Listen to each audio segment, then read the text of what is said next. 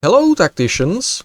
With the beginning of the Armageddon event in Tacticus, picking the next theoretical mythic journey to go through was kinda a no-brainer. So here's Yarrick's, and damn did I not like the missions when I saw them in the list. Also, yes, there may be bird sounds in the background because I'm recording the scripted parts in the morning with a window open to unmelt my balls. Mission 1. Defeat 12 diminutive enemies with Yarrick in one battle. As far as I know, the only currently available diminutive units are the various breeds of grots, even though the Votans definitely should get the trait. And yes, I know that one goes into the book. Which is just perfect, because with proper management you can get as many grots as you want in many Octarius stages, and that means I will get to farm upgrades I need when I'm recording the Practicar in Elite Mirror Octarius 7. The first mission of Yarrick's Mythic Journey is kinda thematic, because it supposedly wants him to defeat 12 enemies with the diminutive trait, which means grots. So I'm gonna do it here in Elite Mirror Octarius 7, because I want the local upgrade, and because this map is kinda convenient for it.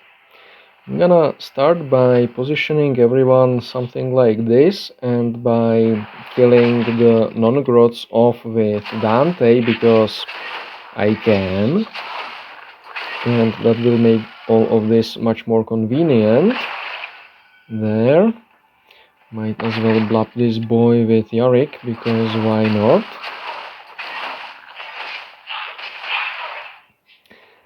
There, keep smashing the big ones. Nice, got more of the little ones.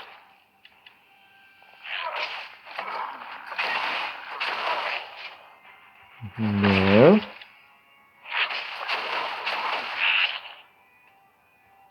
There. Okay, good. Yarrick has made a friend. Boom. So now that all the big ones are cleared, I'm gonna move Yarrick away and reset Izzy's Act of Faith. So now Isabella will be counting the kills, because I'm lazy like that. There. Technically, you don't need to do this, because Izzy only counts actual defeats and not battle fatigues. And the missions generally count battle fatigues as defeats. But who is supposed to count the little grots? So I'm just gonna keep killing them until Isabella's Act of Faith shows that 12 of them died. There. Now I shouldn't kill anymore, because with my luck, killing the one that Yarrick can reach would scare all the other ones. There. I don't even know how many I actually got. I mean, at this point the mission probably is complete, even though the actual defeats are only 8, 9, 10, 11, 12. There. So now the mission is super done. I'm gonna, well, sure, top everybody off, because that will annoy you, and clear the stage. And this is roughly how easy it is to complete Yarrick's first mission. Moving on. Mission 2. Deal 5000 damage to overwatching enemies with Yarrick in one battle. This mission is kinda unique with the requirements, and is probably meant to showcase the Astra Militarum synergy with Sibyl. You can either use an infiltrating hero to bodyblock a prospective Overwatcher's ranged attack and then use a buffed Yarrick's ranged attack, or you can use Sibyl to give infiltrate directly to Yarrick, in which case you can then use his melee attack for the damage dealing part. And that, I believe, is the easier how of completing this mission. For the where, an arena team with an Overwatcher might work. I think ideally you'd want to find a Sarkyle or Immo spec, but Rivas is kinda common, if well armored, and you may want to get rid of the drones first before going for the nutshots with a Calgar and Eldryon buffed Yarrick. But at least on paper it should be possible to complete this mission using Sibyl in Elite Mirror Fall of Cadia 35, where there are 2 Havocs with over 2.5k HP each. The second mission of Yarrick's Mythic Journey is supposedly for him to deal 5000 damage to overwatching enemies, which means to enemies that are currently overwatching, which is the tricky part. And I think that's gonna be possible in the campaign here in Elite Mirror Fall of Cadia 35, where there are 2 Havocs over 2.5k HP each. And the problem is just going to be to get Yarrick to whack them. So I'm bringing Sibyl to give Yarrick the infiltrate. And I think I screwed up because I needed Calgar to have the infiltrate as well, because I'm not sure if my Yarrick, okay, not in melee, but at range, buffed by Calgar from the high ground, he can. So that's 3000 done. And now it may even be possible to not need to do something terribly stupid. Oh no, Sibyl is gonna die now. Okay, so with a bigger Sibyl it would have been possible to not need a sacrifice, because my plan here was to keep Bellator back and have him die to the Havoc. There. So yeah, the Havoc will want to be on highest ground possible, so now I'm gonna kill everything. Oh, I screwed up. But the Havoc will want to melee from high ground, so it is okay. There. So the backup solution now is to get Bellator killed after I bring what's her name? Sibyl back. There. I'm just not completely sure about the positioning. I think I need the Havoc to be on this hex if I am to the north, so that then he can only move here. And yeah, for that this should be okay. There. So now I need to wait until Bellator dies, which is gonna be helped by the despoiled ground procs, so Havoc, please proc a lot. There. Nice.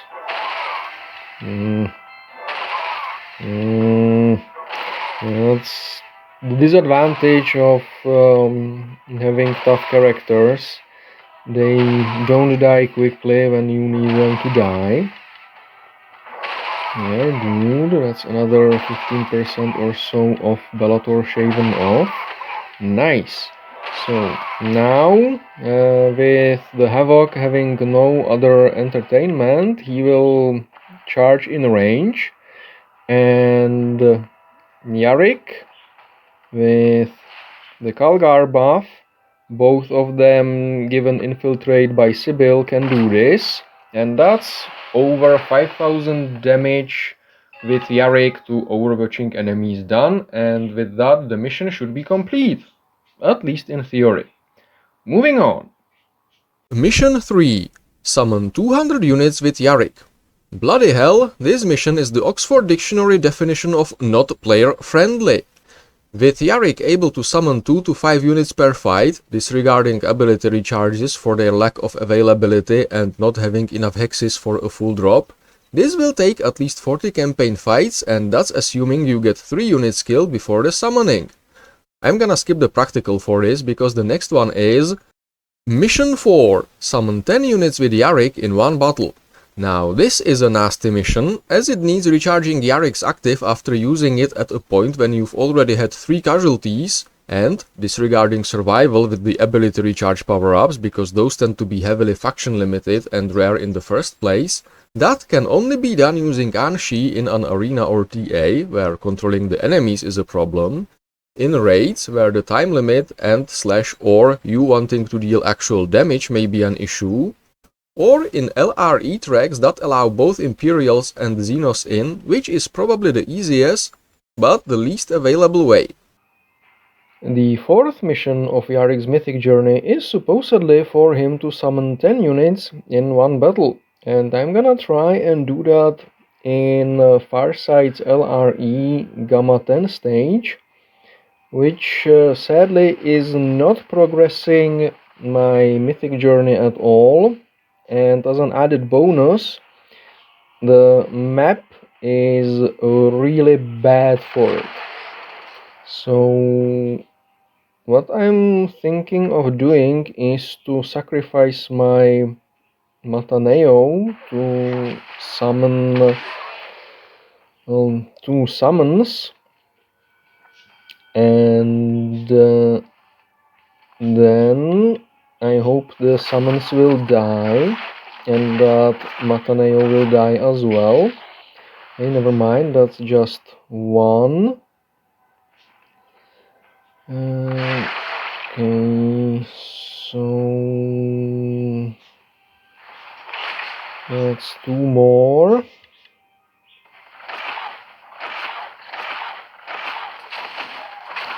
Okay, so that's 3 units dead, and now Yarrick will summon a full contingent of 5. The problem with that is finding a good target to summon them at, but I think this squig has 5 hexes from which it can be attacked. 1, 2, 3, 4, 5, 6, 7. Good, so I can fit in Yarrick and all the Cadians, and of course Yarrick got bumped by the damn squig, because why the fuck not. Now I just need to protect Yarrick there and recharge his active.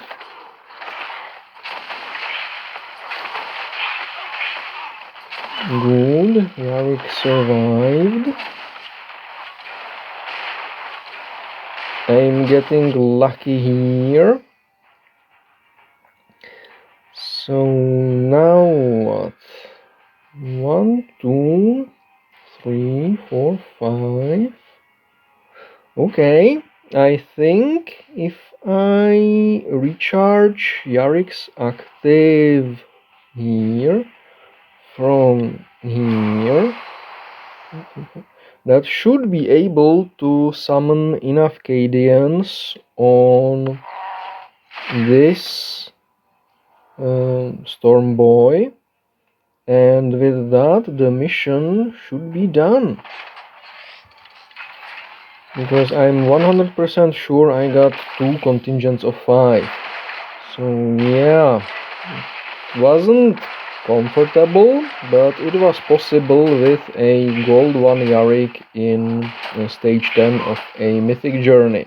I thought the ice would be more of a problem, and I was worried about the Storm Boys, which is funny because at the end I forgot about the Storm Boys dropping in, and I got lucky in that 2 of them at least yelled themselves to death instead of hitting Yarrick, which probably would have killed him. But well, sometimes that's how it is. I was trying to figure out how to get Rivas's active to be useful, and I couldn't find a way. Same problem now. Well, maybe not. I think this hex is now available.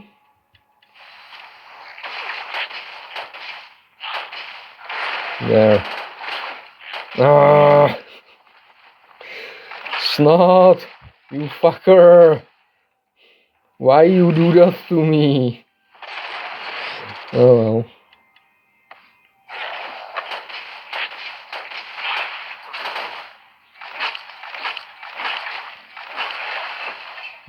At least the drones are kinda overleveled for here, so they are getting kills. Oh well.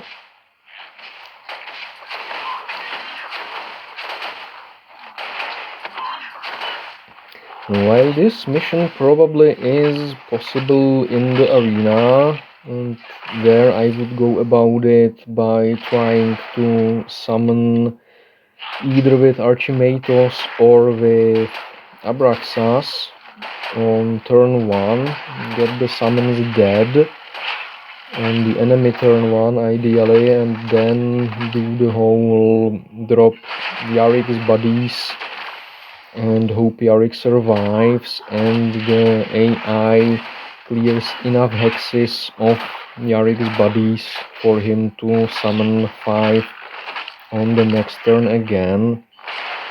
I think that would be not trial and error, but error and error and error.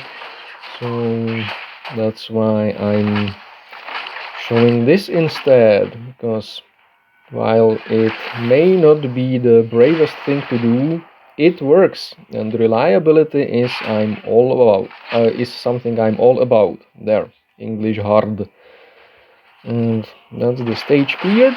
No progress in the LRE done, so a ticket wasted, but at least Yarrick's mission would have been done, and I can move on. Mission 5. Deal 100,000 power and 50,000 bolter damage with Yarrick. Another very fun grind, doable alongside grinding upgrades in Elite Mirror Octarius 7, where you will need about 160 summoned grots killed by Yarrick in melee and 80 summoned grots killed by Yarrick at range. And thank the God Emperor for easy counting the kills for you. Since this is functionally an extended version of Mission 1, if you need a refresher, check out the practical for that one. And that's how I'd go about completing my Yarrick's Mythic Journey if, you know, he were actually on it. Which he isn't. Probably won't be anytime soon either, because while he used to be the pay-to-win arena hero at the game's launch, as he was in the Welcome to the Game package, and we could level his summons all the way to level 50, when the heroes themselves were capped to the Diamond 1 rarity, so the idea was basically to lose your team and then have Yarrick 3D print a better one for you, and it worked. This concludes the ellipsis. Now to finish the original sentence. He no longer is that scary.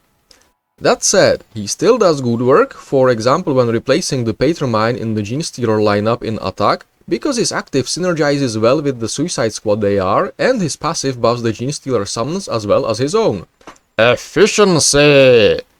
And I think that's enough blah blah for one video. I hope it entertained or even helped you, and if it did, maybe you will want to stop by when I drop the next one. But for now, Kaurin out!